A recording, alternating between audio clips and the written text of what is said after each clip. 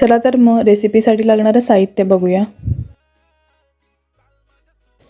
त्यासाठी इथे मी 2 इंच आल्याचा तुकडा कट करून घेतला आहे, 2 चमची काळी मिरी, 1 चमची लवंग, 2 चमची जिरं, 2 चक्री फूल, 3 दालचिनीचे तुकडे आणि 12 ते 15 लसूण पाकळ्या सोलून घेतलेल्या आहेत। तसेच प्रत्येकी 3 चमचे मीठ आणि साखर आणि 1 चमची हळद। 80 ग्रॅम काश्मीरी मिरची घेतले, तुम्ही इथे बेडगी मिरची आणि काश्मीरी मिरची अर्धी अर्धी करून घेऊ शकता।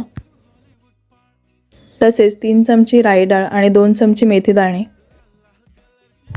तसेच इथे मी मध्यम आकाराचे 60 ते 65 इतके सुके बोंबील अशा पद्धतीने साफ करून त्यांना कट करून घेतलेले आहे। हे बोंबील इथे मी 60 ते 65 घेतल्यात, परंतु तुम्ही जर का थोडे मोठे बोंबील वापरले तर तुम्ही कमी प्रमाणात बोंबील इथे वापरू शकता। हे बोंबील जेव्हा विकत आणले होते तेव्हाच मी ह्यांना स्वच्छ धुवून उन्हाळ्यामध्ये व्यवस्थित सुकवून घेतलं होतं, जेणेकरून त्याच्यावरची माती किंवा वाळू लागलेली असते ती निघून जाते। प्रथम आपण ज्या मिरच्या घेतल्यात त्या व्हिनेगरमध्ये सोक करून ठेवूया। इथे मी साधारणतः 1 कप इतकं व्हिनेगर घेतलेलं आहे। मिरच्या आपण व्हिनेगरमध्ये सोक करत ठेवू, जेणेकरून त्या छान सॉफ्ट होतील आणि वाटताना आपल्याला सोपं जाईल।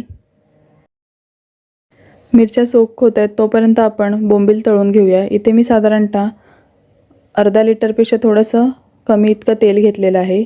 तेलाचं प्रमाण तुम्ही थोडं कमी जास्त करू शकता। आता आपण हे तेल चांगलं गरम झालं की त्यामध्ये हाय फ्लेमवर बोंबील तळून घेणार आहोत। जास्तच तेल जर का तापलं असेल तर आपण मीडियम टू हाय फ्लेमवर हे बोंबील छान कुरकुरीत होईपर्यंत तळून घेऊयात। तेलाचं प्रमाण जरी कमी झालं तरी आपण नंतर तेल ॲड करू शकतो। बोंबील छान क्रिस्पी होईपर्यंत आपण तळून घेऊयात। आपल्याला बोंबील जास्तसुद्धा तळून घ्यायचे नाही आहेत, फक्त आपल्याला ते कडक होईपर्यंतच तळून घ्यायचे आहेत। आता इथे एक महत्त्वाची गोष्ट म्हणजे मी जेव्हा बोंबील विकत घेतले होते तेव्हाच ते स्वच्छ धुवून त्यांना ऊन दाखवलं होतं। उन्हाळ्यामध्ये मी ते चांगले सुकवून घेतलेत, परंतु आता पावसाळा चालू झाला आहे।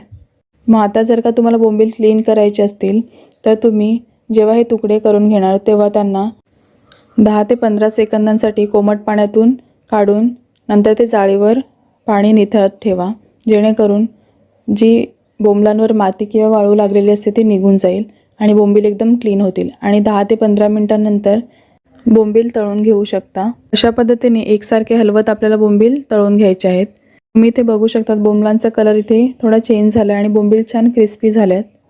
आता आपण ते काढून घेऊया। तुम्हाला मी एकदम जवळून